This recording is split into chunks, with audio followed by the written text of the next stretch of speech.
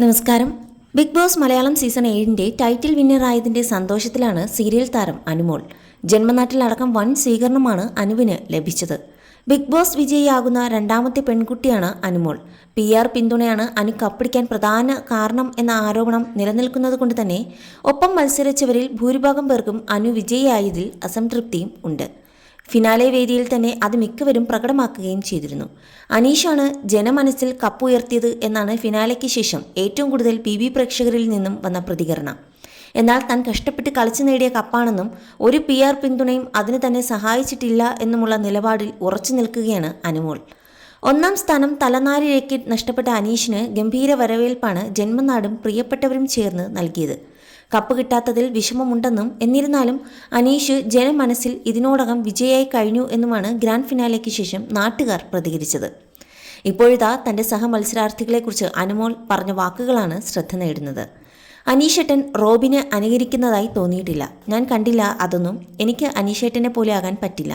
അനീഷേട്ടന് എന്നെ പോലെ ആകാനും പറ്റില്ല. റോബിനെ പോലെ ആകാനും അനീഷേട്ടന് പറ്റില്ല. അനുകരിക്കുന്നു എന്ന് നിങ്ങളാണ് വിചാരിച്ചെടുക്കുന്നത്. പ്രേക്ഷകർക്ക് പലതും പറയും, മൈൻഡ് ചെയ്യേണ്ട, പ്രേക്ഷകർ അങ്ങനെ പലതും പറയും എന്നാണോ അനു പറഞ്ഞത്. ബിഗ് ബോസിന് ശേഷം അനീഷേട്ടൻ പ്രപ്പോസ് ചെയ്ത് വന്നില്ല. ഞാനിപ്പോൾ കല്യാണം കഴിക്കുന്നില്ല. 2 വർഷം കഴിഞ്ഞിട്ടേ ഉള്ളൂ. ഫിനാൻഷ്യലി സെറ്റിലാകണം. എന്നിട്ട് പതിയെ മാത്രമേ ഒരു വിവാഹം ഉണ്ടാകുകയുള്ളൂ. സിനിമയൊക്കെ ചെയ്യേണ്ടേ എന്ന ചോദ്യത്തിന് സിനിമ ചെയ്യണം എന്നത് ഏറ്റവും വലിയ ആഗ്രഹമാണ്. നായിക എന്ന ആഗ്രഹമൊന്നുമില്ല. നല്ല സിനിമ നല്ല ടീമിനൊപ്പം ചെയ്യുക എന്നത് മാത്രമാണ്. അവസരങ്ങൾ വരുന്നുണ്ടോ എന്ന് ചോദിച്ചാൽ ഇപ്പോൾ പറയില്ല. എല്ലാം ഒരു സർപ്രൈസാണ്. 16 ലക്ഷത്തിൻ്റെ കഥ നിങ്ങളോട് ഞാൻ എത്ര വട്ടം പറഞ്ഞു വീണ്ടും വീണ്ടും ചോദിക്കുന്നത് റേറ്റിംഗ് കൂട്ടാൻ വേണ്ടിയല്ലേ? പലരും പലതും പറഞ്ഞോട്ടെ, പക്ഷെ ഞാൻ ഒരു ഉത്തരം പറഞ്ഞില്ലേ? പറയുന്നവർ എന്തും പറഞ്ഞോട്ടെ, ശൈത്യ പറയുന്നത് പറഞ്ഞോട്ടെ, ഞാൻ റിയാക്ട് ചെയ്യാൻ പോയില്ല.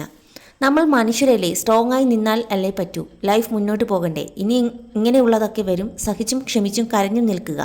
ഹൗസിലെ എല്ലാവരും നല്ലവരാണ്. ഗെയിമിൻ്റെ ഭാഗമായിട്ടാണ് വഴക്കുണ്ടായത്.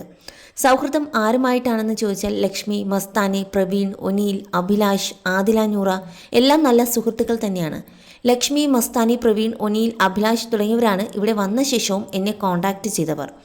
ആദിലെ നൂറയുമായി ഫ്രണ്ട്ഷിപ്പ് ആകുമോ എന്ന് അറിഞ്ഞിട്ട് എന്തിനാണ്? റെനയൊക്കെ പറയുന്നത് പറഞ്ഞോട്ടെ, സമയമാകുമ്പോൾ പ്രതികരിക്കാം. ഇപ്പോൾ ഞാൻ എൻജോയ് ചെയ്യുകയാണ്. ഞാൻ ഭക്ഷണം വെച്ച് കൊടുത്താലും സഹമത്സരാർത്ഥികൾ എന്നോട് വഴക്കിട്ടത് ഗെയിമിൻ്റെ ഭാഗമായിട്ടാണ്.